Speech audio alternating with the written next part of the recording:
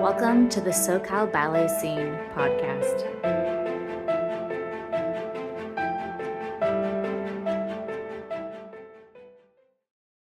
Hi, we are so excited to be here. This is the very first podcast of 2025 for SoCal Ballet Scene. I'm here with the artistic director, Rena Kamariotakis. And Rena, tell us, how did SoCal Ballet Scene get started? By the way, I'm Tanya. Hello. This is our associate artistic director, Tanya. Hi, everyone. Tanya Durbin. Yay! It's so great to just be involved with SoCal Ballet Scene. I can't wait for all of you listeners to hear the story of how it got created, and it's just fascinating. So let's start. All right. Okay, how did SoCal Ballet Scene get started? Back in, was it 2018 or 2019? I don't remember the exact year, but of when I originally had the idea for it. I wanted to create a platform that showcased the local dancers in Southern California, because I feel like there's really not a lot of opportunity performance-wise. There's so much talent. I mean, I've been taking open class throughout SoCal for decades. You've been teaching in the area for a long time, and you danced yourself. We've both seen how much talent is here. Yeah. A lot. It's an incredible amount of dancers here. Yeah. That are constantly looking for work. Exactly. So. And, we see these touring companies from out of state come in all the time at the big theaters, but I wanted to create something that celebrated only the local dancers, because there's there's so much great talent here, and I just wanted to shine a light on that. So that's kind of the idea. Is I was thinking a festival format, and also I was looking around.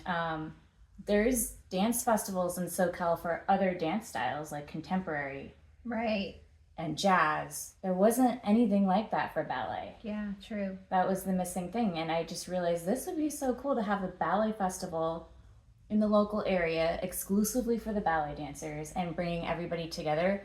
I also feel like in the ballet world, sometimes we're working against each other, and I wanted to create a platform that brought everybody together and in community. So. Yeah, and I loved that. That's one thing that I saw with the ballet festival this year. Well, because I was involved this year, I didn't get to be a part of the first one, but I did see that happen, and I can't wait till we get to talk about that more later in the podcast, because that seeing all the dancers come together from all areas of SoCal, knowing who everyone was, and they all knew about each other, and they're all on different projects, just to see that collaboration was so incredible. Like you said, it had never been done before, and you made a platform for them. So I just think that's so special. Everyone's talking about SoCal Ballet Scene, and they're so excited. So I just think that's just amazing what you did.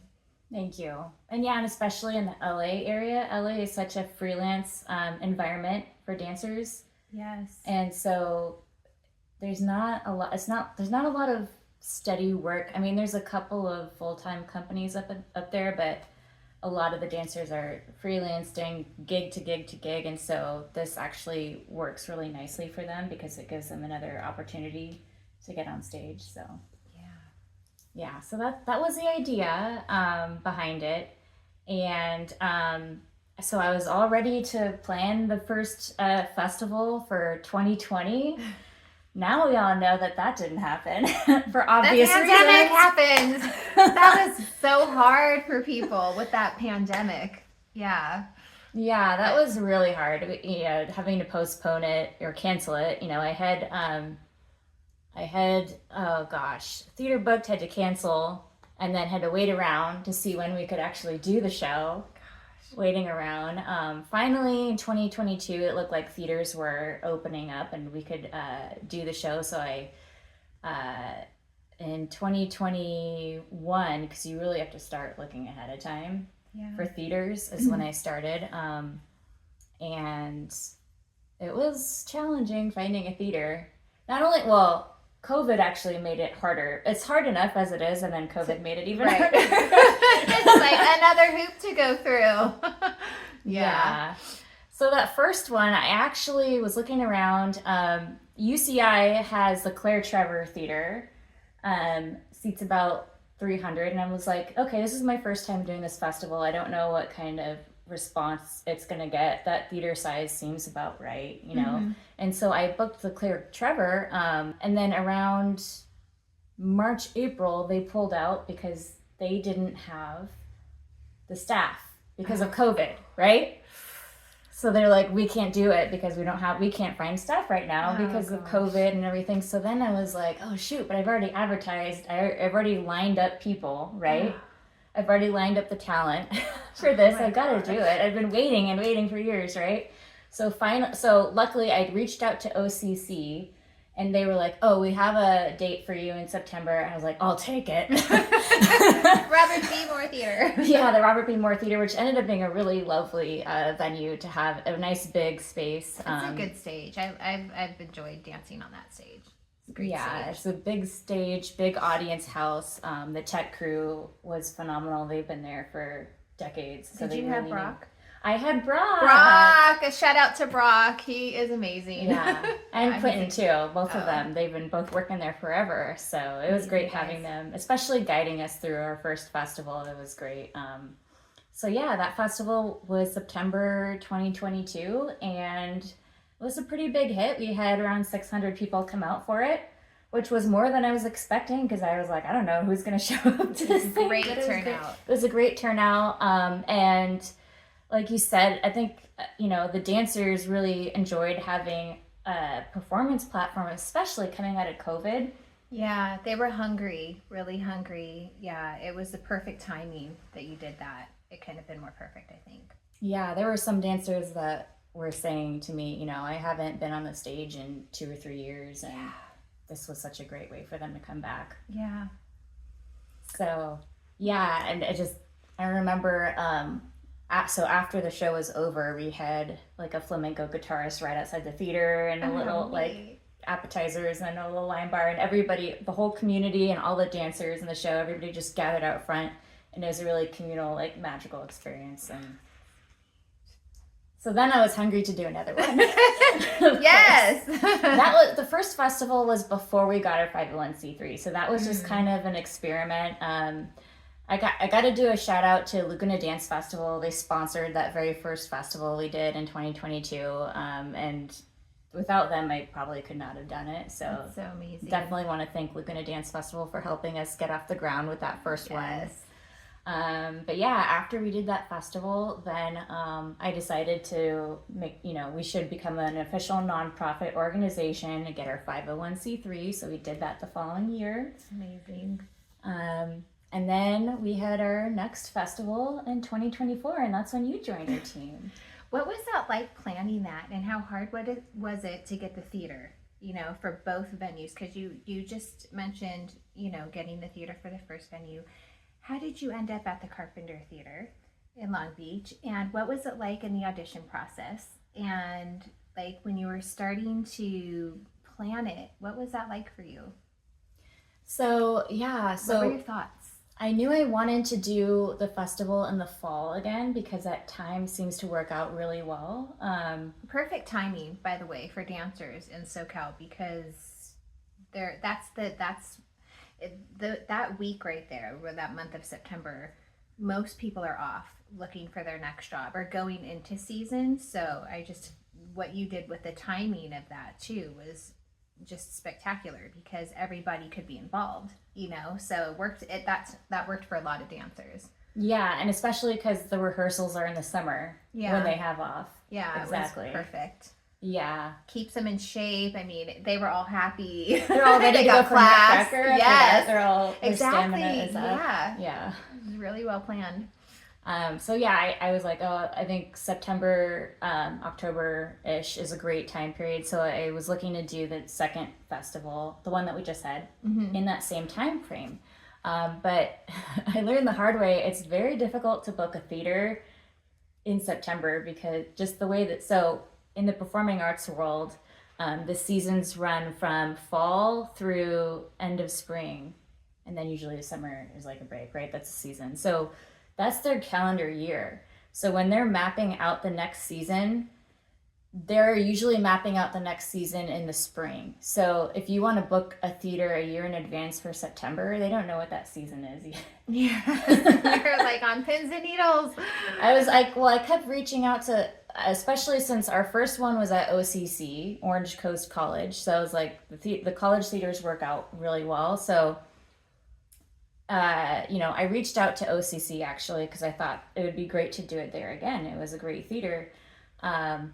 Brock and Quentin decided to retire. Yeah. And then I was like, okay, so are you guys going to have a replacement? And they said, well, the community college doesn't know if they're replacing us right now because there's a hiring freeze at the community college. Oh, gosh. And so they said that they didn't even know if they could do their own dance department shows that season there. So that was outside parties. Yeah, that was out. So that narrowed it down. Yeah. Yeah. Yeah, so that, I was like, okay, well, let me look around for other college theaters, I reached out to a bunch of other colleges, and they were all like, well, we don't know what our fall calendar looks like this early. We figure that out in the spring, which is too late. As far as festival planning, I really need to know at least 9 to 10 months in advance. Yeah. Because there's so much stuff that comes after that in the planning. So it was really difficult. I couldn't find any theaters. And I reached out to Barclay and they were all booked. Yeah. So I did remember seeing Samantha Bell perform at the Carpenter Performing Arts Center earlier that year. She was dancing with Musical Theater West in their production of An American in Paris. And I remember being really impressed with that theater. So it stuck in my mind. And I was like, well, I can't find any theaters in Orange County that are available. I'll try them. They didn't know their schedule either, though. They're like, well, check back with us in February because we don't know our fall schedule yet. And I was like, oh, I need to know sooner than that. So I just kept bugging them. And eventually they gave me a date around December, January. They said, okay, you can have this September date. I was like, oh, thank you.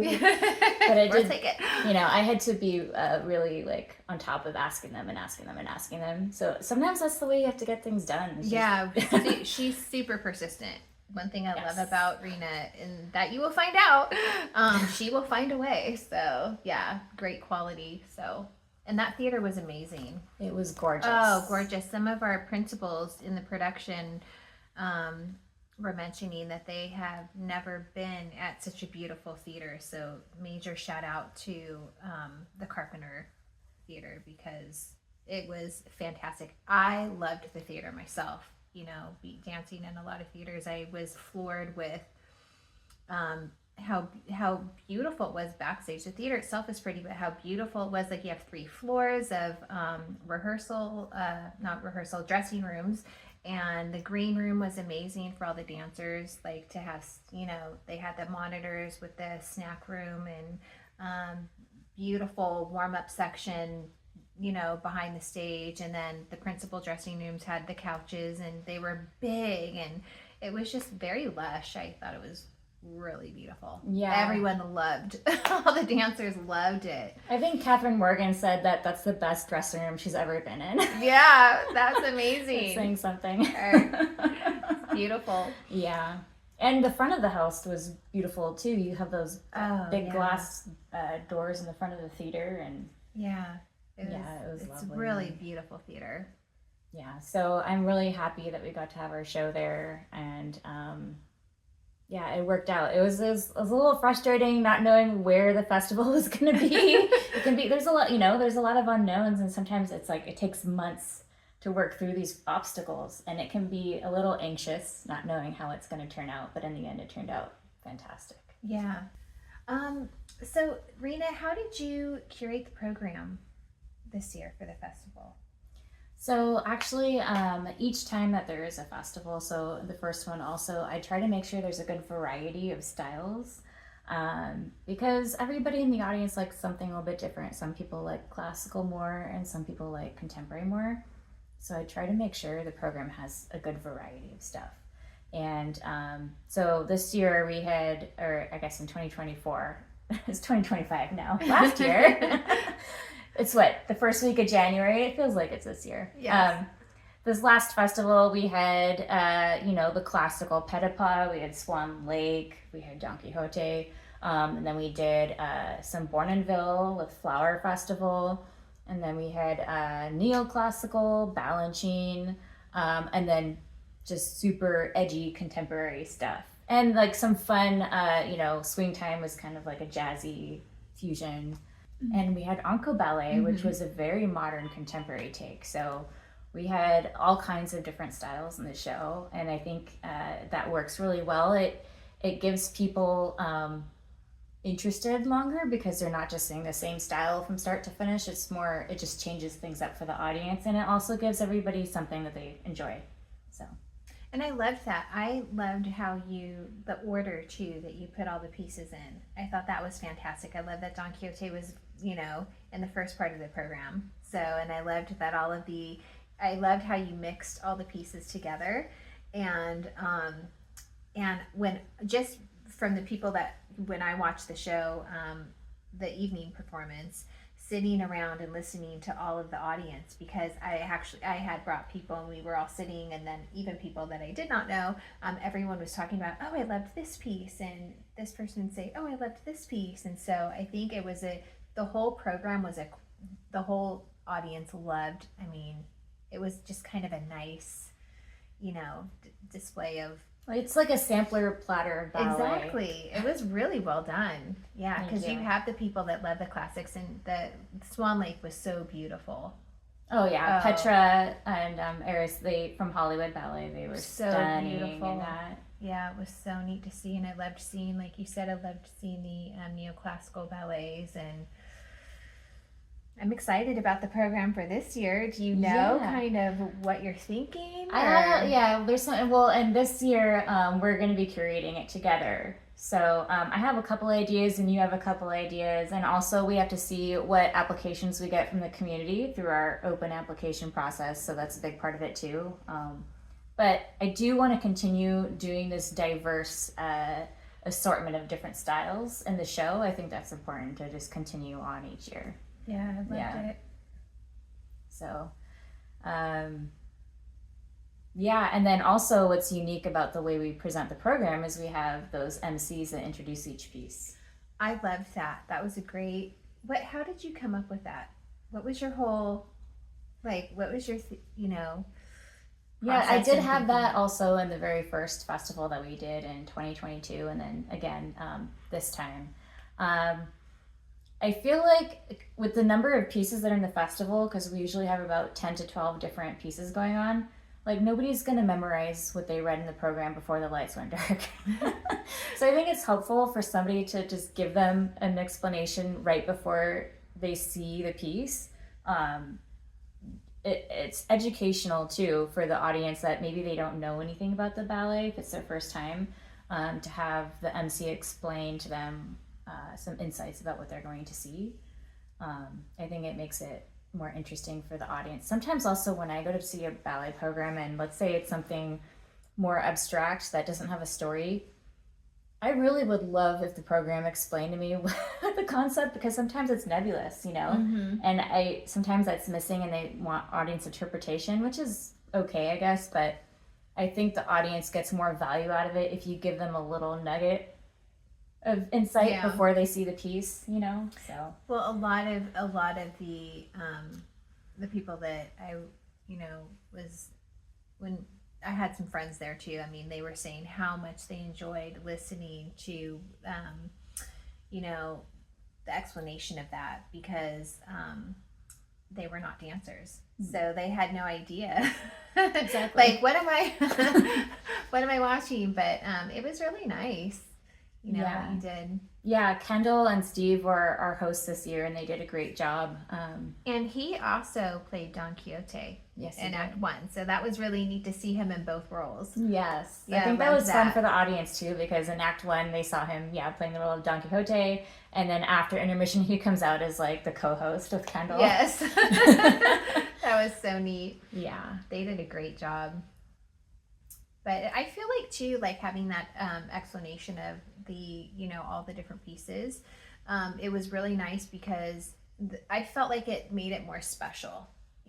Each piece when you're watching it. Like the presentation of that piece, it was more like wrapped in the bow and kind of given to the audience instead of just here you go. You know, you have to watch this or this is the next thing coming through. But it was just like it prepared them and then they could just like watch it. I don't know. I just thought it was a really nice touch.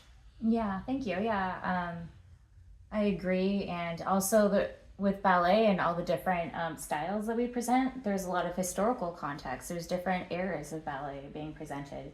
And I think it's important for the audience to be aware of that as well. Yeah. Otherwise, they might not. If they don't know anything about the ballet, they're not going to know, Bournonville versus Balanchine. I mean, they might figure it out a little bit, but it's nice to just tell them what era it came from and how different eras of ballet influenced each other.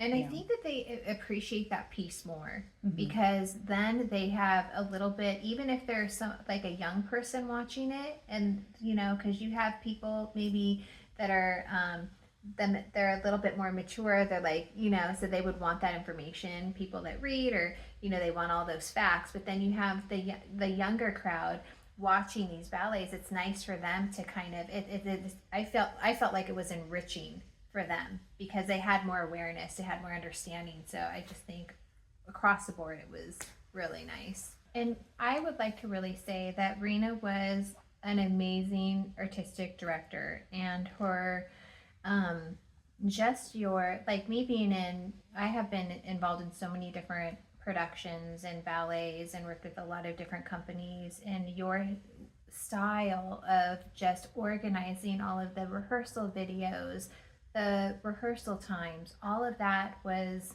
so well done and professionally. Just it was so easy for the dancers to go in, get the videos, learn it on their own. People were prepared in rehearsals. It went by fast. It was smooth. It was like a well-oiled machine, and it just a lot of people really enjoyed that. I got a lot of positive feedback, so just kudos to you. That was fantastic. Really, really great. It was nice for us too, like behind the scenes, like choreographers also, like it was easy for them. They didn't have to people were prepared, and so thank you. They really loved that, so that was really nice. All those spreadsheets. Yeah, 10 spreadsheets, lots of emails. All the rehearsal, because some parts of the festival we bring in guest artists and other ballet companies and they rehearse on their own, but then there's other pieces that we cast the dancers and we rehearse them in the summertime. And so figuring out just the rehearsal schedule, Laguna Dance Theater is the studio where we were renting space. And thank you, Laguna Dance Theater. Thank you. Actually, they donated space for our rehearsals, which was thank amazing. You so much. Floors are awesome. Best floors around. Beautiful studio space. Yes.